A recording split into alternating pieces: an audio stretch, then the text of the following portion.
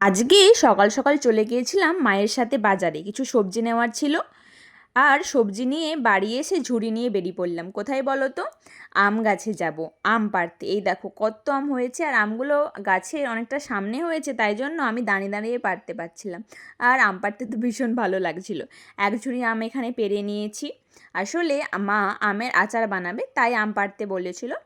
আর নুন হলুদগুলো মা ভালো করে আমে কেটে মাখিয়ে নিচ্ছিল। জানো তো, আমার না আমের আচার খেতে ভীষণ ভালো লাগে, তাই জন্য মা আমের আচার বানাচ্ছিল। আমি আবার ওখান থেকে একটা কাঁচা আম নিজের জন্য নিয়ে এসে একটু আম মাখা করেছিলাম। এই গরমের দিনে আম মাখা খেতে তো ভালোই লাগে বলো। তারপর বাড়িতে দেখলাম একটা বেদানা আছে, ভাবলাম রোজ তো এমনিই খাই, আজকে একটু জুস বানিয়ে খাই। তো তাই সেটাই বানিয়ে নিলাম। তারপর মায়ের সমস্ত কাজ সেরে মা বসলো আচার বানাতে। আমিও মায়ের কাছে বসলাম সেটি দেখার জন্য। প্রথমে মা কড়াই তেল আর ফোড়ন দিয়ে আমগুলি তুলে দিয়েছিল। এই যে এগুলো ভাজা মশলা। তারপর ওখানে চিনি দেওয়া হয়েছিল, যেটার ভিডিও আমি নিতে ভুলে গেছি। চিনি দিয়ে ভালো করে এটাকে ফোটাতে হবে। যখন এর রঙটা লাল গাঢ় হয়ে যাবে তখন বুঝবে আচারটি হয়ে গেছে।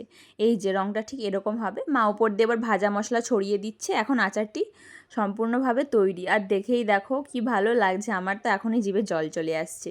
তারপর সন্ধ্যেতে আবার সবাই মিলে চলে গিয়েছিলাম, বাড়ির পাশে একটা অষ্টম প্রহর হচ্ছিল সেখানেই। দেখো জায়গাটা কত সুন্দর করে সাজিয়েছে, কীর্তনারে হচ্ছিল, সবাই শুনছিল, আমরা একটু শুনছিলাম।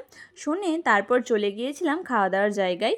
প্রথমেই তো প্রসাদ দিয়ে দিল, তারপর তো ভাত ডাল চচ্চড়ি যেমন হয় আর কি। আর ঠাকুরের প্রসাদ মানে খেতে তো অবশ্যই ভালো হবে।